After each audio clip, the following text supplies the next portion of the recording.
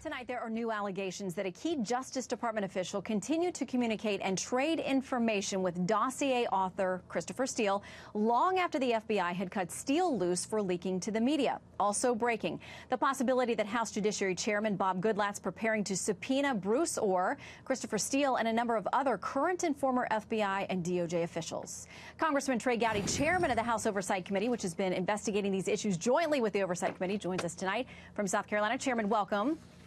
Yes, ma'am. Thank you. All right. I want to talk about some of the new texts that have come to light. These are being reported in The Hill between DOJ official Bruce Ohr and Christopher Steele, author of the dossier. This is what The Hill says. Steele asked Ohr in the January 31 exchange if he could continue to help feed information to the FBI.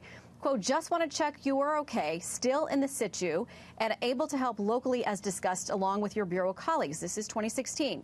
I'm still here and able to help as discussed, or texted back. I'll let you know if that changes. Steele replied, if you end up out, though, I really need another Bureau contact point number who is briefed. We can't allow our guy to be forced to go back home. It would be disastrous.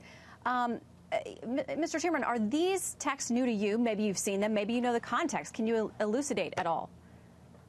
They are not new to me because I'm also on the House Intelligence Committee. I may have been the first member of Congress who actually read these messages, and that would have been in the fall of 2017. They were troubling then. They're troubling now, which is why Chairman Goodlatte and I so much want to talk to Bruce Ohr. I think HIPSI, House Intel, wanted to talk to Bruce Ohr, but that investigation got wound down and then transferred over to Chairman Goodlatte and myself.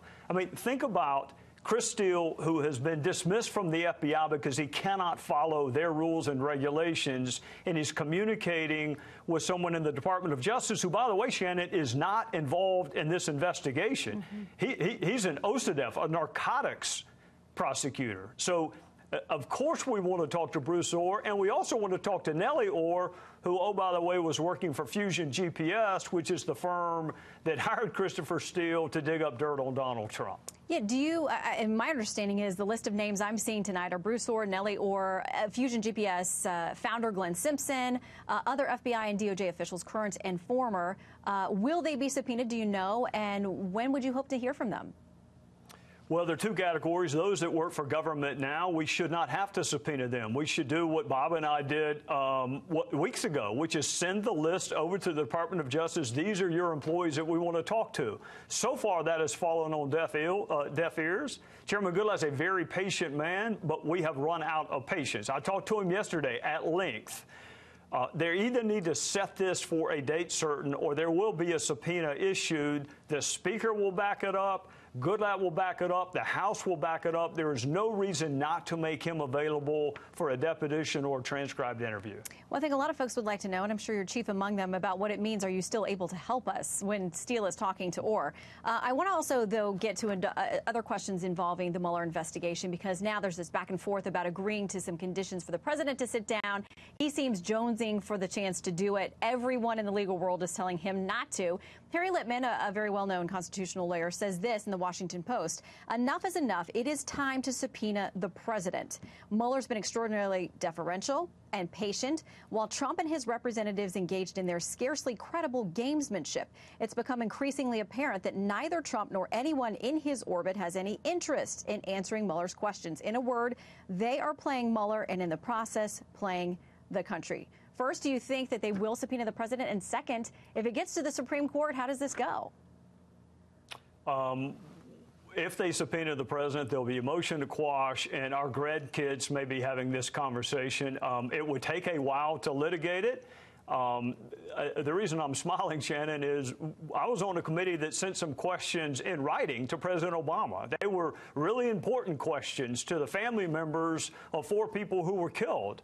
I'm not even sure he even opened the envelope. So where this newfound outrage is that presidents won't answer legitimate inquiries from either that branch or another branch, I am on record as saying this.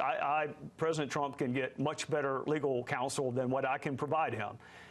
And it's been a while since I had my Miranda warnings read to me, but I'm fairly familiar with them, and I think you can stop answering questions whenever you want to. So what I would tell the president, sit down and answer the questions about what, if anything, you know about what Russia did in 2016.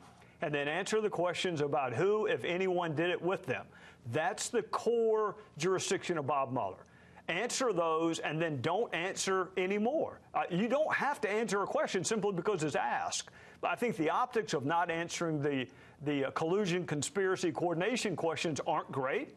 So if he's open to free legal advice, which is usually worth what you pay for, but I'll try it anyway, answer the questions related to the two core pillars of Mueller's jurisdiction. What did Russia do? Do you know anything about it? My guess is no.